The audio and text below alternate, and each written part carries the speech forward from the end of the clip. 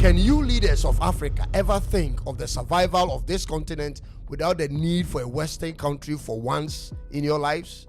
Do you think if America couldn't do without what we have here, they would dare put a tariff on us? The West still thinks Africa's role is to obey.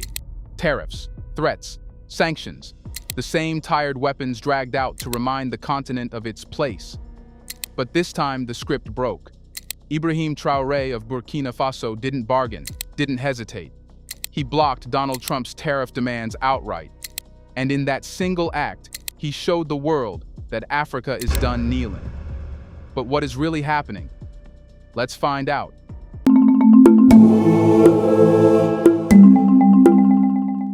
For decades, the Western playbook has been painfully predictable. When diplomacy fails, when influence wanes, when respect can no longer be commanded, tariffs are unleashed like shackles. It's a tactic as old as colonial contracts, dressed up in modern jargon. Yet this week, that old script met an ending no one in Washington imagined. President Ibrahim Traoré of Burkina Faso didn't just push back on Donald Trump's sweeping tariff demands, he blocked them outright, burning through the illusion that Africa is still a continent of passive bystanders in the global economy. The tariffs themselves were not small gestures.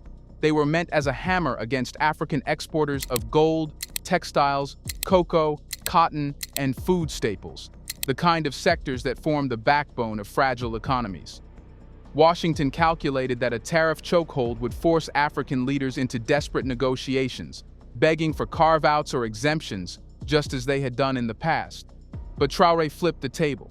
He announced in no uncertain terms that Burkina Faso would not accept tariff blackmail and that Africa would not mortgage its dignity for access to an American market built on shifting sands. The reaction was immediate. In Ouagadougou, his words were met with cheers that felt less like applause and more like catharsis. In Washington, the atmosphere was described as fury bordering on disbelief.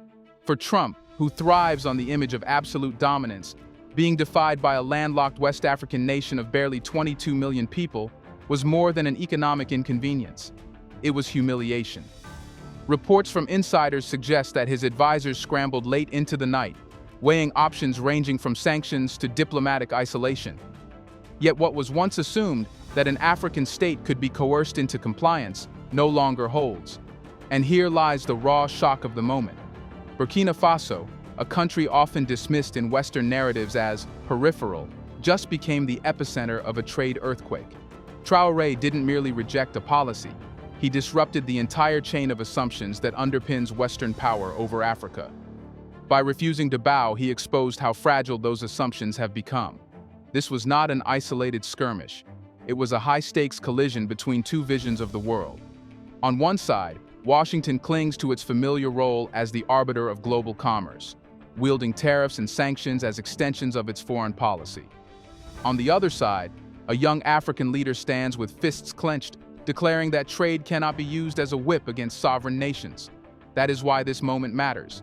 It is not about the tariffs themselves, but about what they symbolize, the fading power of a Western order that no longer commands obedience, only resentment. What amplifies the shock is the speed of Traoré's response. Within 72 hours of Trump's announcement, he had mobilized a coalition of 34 African nations and activated emergency trade agreements that absorbed 95% of the potential blow. It was as if the continent had been rehearsing for this very moment, waiting for the day when a Western power would once again test its resolve. And when the test came, Africa did not scatter. It closed ranks. For the United States, the sting is sharper, because the move came from a country it never considered capable of such defiance. Burkina Faso is not Nigeria with its oil, not South Africa with its industry, not Egypt with its geostrategic weight. Yet it was this so-called small player that delivered a symbolic blow big enough to rattle the West. It sent a message far louder than any statistic could measure. Sovereignty is no longer negotiable, no matter the size of the state. This leaves the world asking, what gives a leader from a nation so often overlooked the audacity to confront Washington so directly? And more importantly, what kind of man is Ibrahim Traoré to stand where so many before him bowed? The name Ibrahim Traoré is now shouted across Africa with admiration and whispered in Western circles with unease.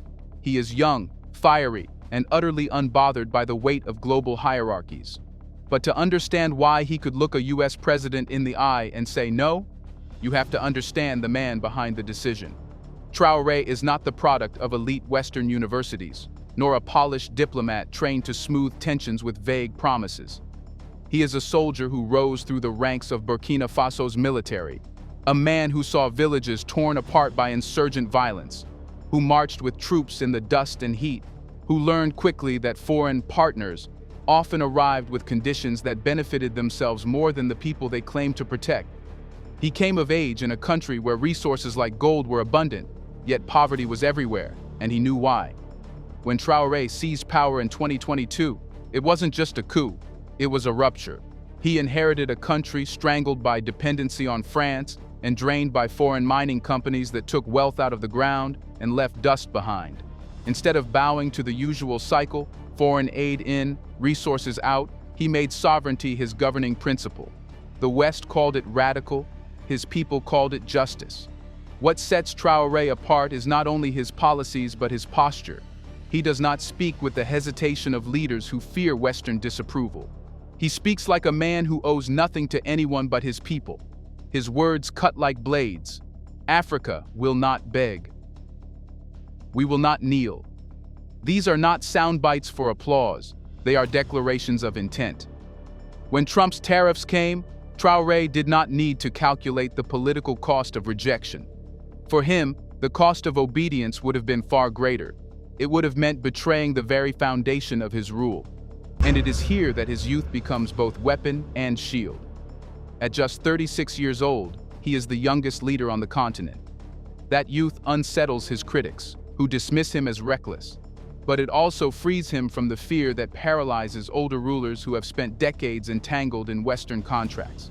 Traoré has time, energy, and nothing to lose by breaking away from the old order. His very presence is a rebuke to the narrative that Africa's leaders must either be puppets or fossils. Of course, no leader can stand on rhetoric alone. Traoré has backed his defiance with action. He has expelled foreign troops that overstayed their welcome, brought mining assets under state control, and redirected the focus of his government towards self-sufficiency, from agriculture to security. These moves have not only increased his domestic legitimacy, but also built him a reputation across Africa as the face of a new generation, unafraid of confrontation. When Trump's tariffs hit, the world saw a man already conditioned to say no, already comfortable charting a lonely path if necessary.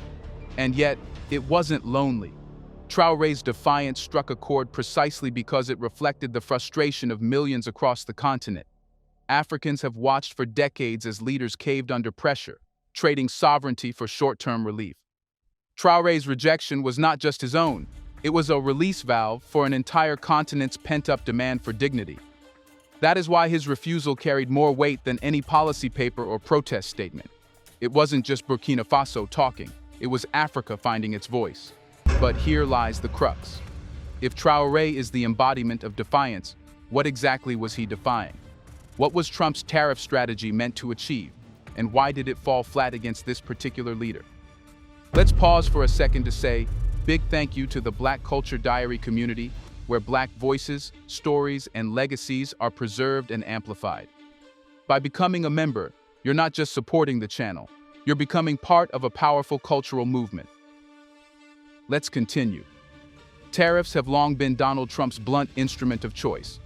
They are not clever, they are not subtle, but they are devastating when aimed at economies too fragile to resist.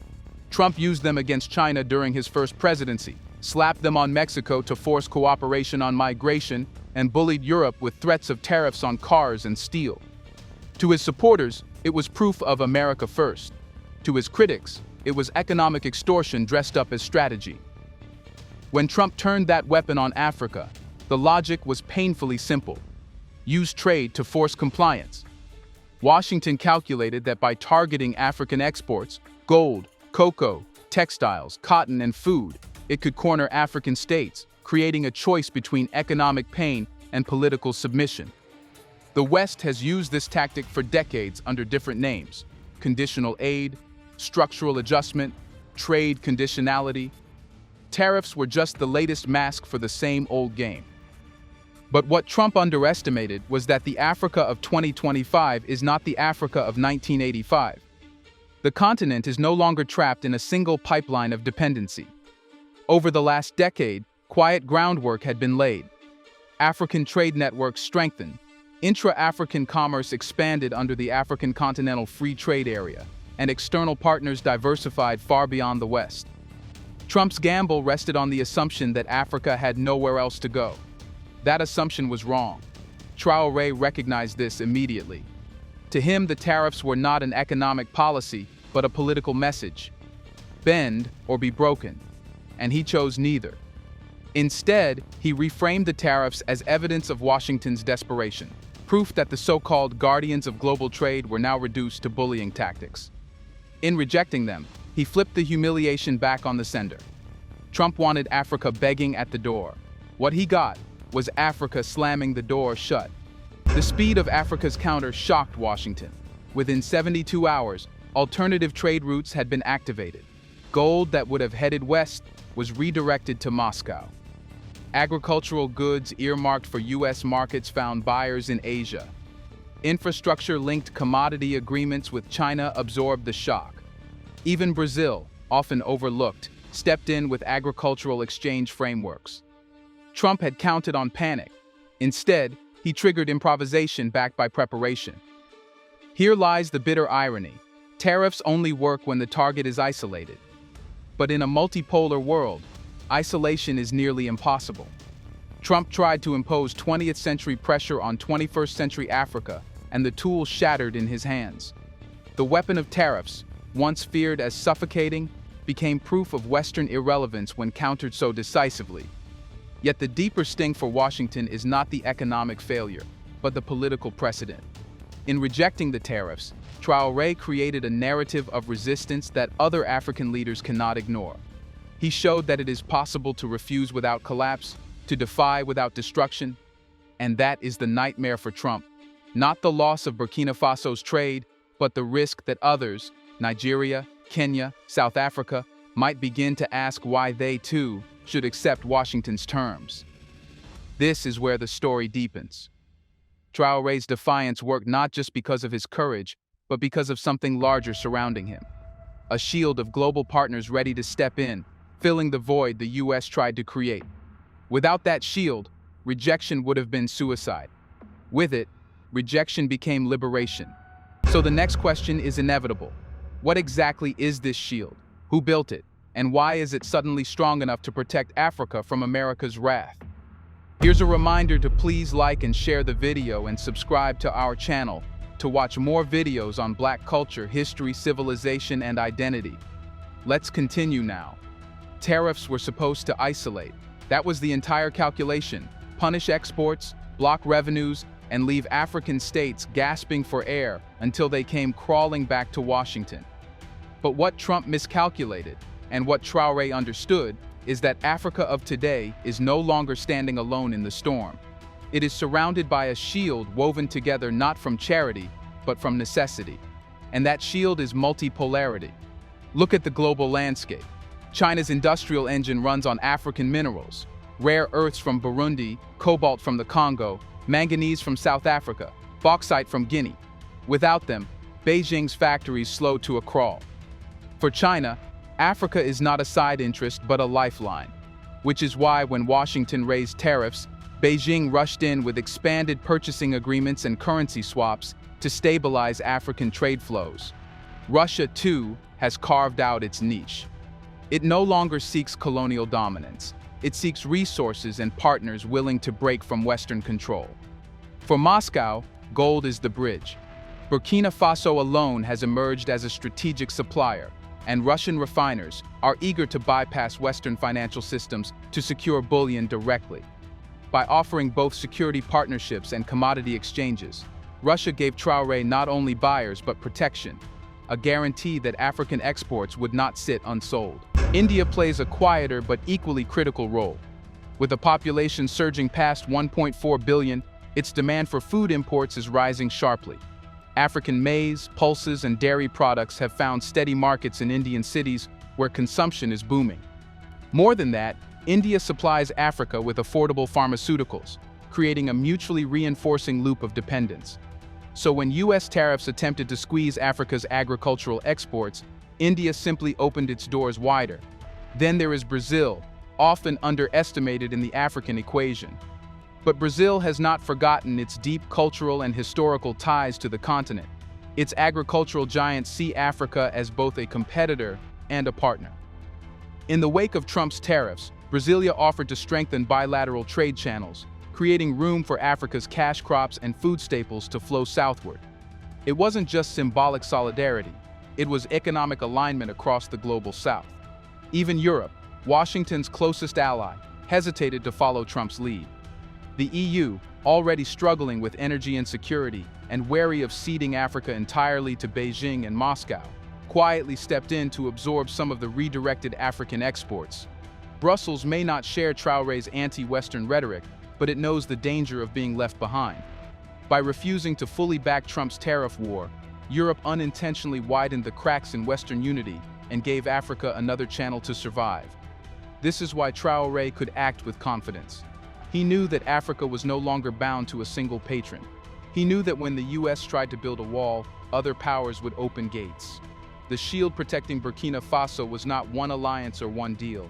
It was the entire architecture of a world that no longer revolves around Washington. And make no mistake, this shield is not temporary. Africa has been building toward it for years. The African Continental Free Trade Area is knitting economies together. PAPSS, the Pan-African Payment and Settlement System, is cutting dollar dependence. BRICS Plus is building financial channels that bypass Western banks entirely. What Trump attempted, isolating Africa with tariffs, simply does not work in a world where Africa has more suitors than suppressors. But if this shield is real, if multipolarity has truly turned Africa into a protected partner rather than a vulnerable pawn, then the real question is this: what happens when other African states follow Burkina Faso's example? What happens when the shield doesn't just protect one nation, but an entire continent united in defiance? If multipolarity provided the shield, then the real danger for Washington is what that shield now makes possible.